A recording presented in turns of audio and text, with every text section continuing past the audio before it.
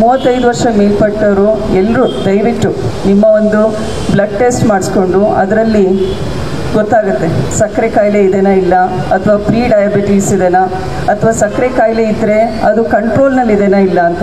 So ಒಟ್ಟಾರೆ diabetes ಬಗ್ಗೆ, ಸಕ್ಕರೆ ಕಾಯಿಲೆ ಬಗ್ಗೆ ಹೆಚ್ಚಿನ ಜನಜಾಗೃತಿ ಮೂಡಿಸುವಂತಹ ಕಾರ್ಯಕ್ರಮ ಇದು.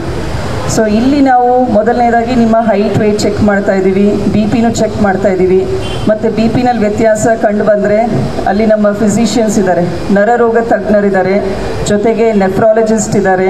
ಸೊ ಒಂದು ಸಂಪೂರ್ಣ ಟೀಮೇ ಇದೆ, ಎಲ್ಲ ಸ್ಪೆಷಲಿಸ್ಟ್ ಇದ್ದಾರೆ.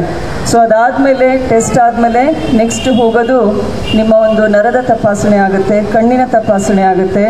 ಆಮೇಲೆ ಇನ್ನೊಂದು ಮೂಲೆಯಲ್ಲಿ ಇನ್ನೊಂದು ಸ್ಟಾಲ್ ಇಟ್ಟಿದ್ದೀರಿ, ಹೋಗಿ ಬಂದಿದ್ದೀರಾ ನೀವು? ಸ್ಟಾಲ್ ನೋಡ್ಕೊಂಡು ಬಂದ್ರಾ? ಏನಿದೆ ಆ ಸ್ಟಾಲ್ನಲ್ಲಿ? ಸಿರಿಧಾನ್ಯಗಳು ಮತ್ತು ಬೇರೆ ಬೇರೆ ವೆರೈಟಿನ ಅಕ್ಕಿ, ಭತ್ತ ಬೆಳೆದಿರೋದು, ಅದರದ್ದೊಂದು ಸ್ಟಾಲ್ ಇಟ್ಟಿದ್ದಾರೆ, ಭಾಳ ಚೆನ್ನಾಗಿದೆ. ಸೊ ಅದನ್ನು ನೋಡ್ಕೊಂಡು ಹೋಗಿ. ಆಮೇಲೆ ಅದಾದಮೇಲೆ ಒಂದು ಡಯಟ್, ನಮ್ಮ ಒಂದು ಊಟ ಯಾವ ರೀತಿ ನಾವು ಊಟ ತಗೋಬೇಕು, ನಾರಿನ ಅಂಶ ಜಾಸ್ತಿ ತಗೋಬೇಕು ಅನ್ನೋದು ಡಯಾಬಿಟೀಸ್ ಯಾರಿಗೆ ಇದ್ರೂ ಡಾಕ್ಟರ್ಸ್ ಹೇಳ್ತಾರೆ. ತರಕಾರಿಗಳು, ನಮ್ಮ ತಟ್ಟೆನಲ್ಲಿ 3/4 ಭಾಗ ತರಕಾರಿ ಅಂಶ ಇರಬೇಕು. ಆಮೇಲೆ ಇನ್ನು 1/4 ಭಾಗ ಡಯಾಬಿಟೀಸ್ ಇತ್ತು ಅಂದರೆ 1/4 ಭಾಗದಲ್ಲಿ ನಮಗೆ ಕಾರ್ಬೋಹೈಡ್ರೇಟ್ಸ್ ಅಂತ ಹೇಳ್ತೀವಿ, ಅದು ಕಾಳು ಬೇಳೆಗಳು ಜಾಸ್ತಿ ಇರಬೇಕು ಅಂತ.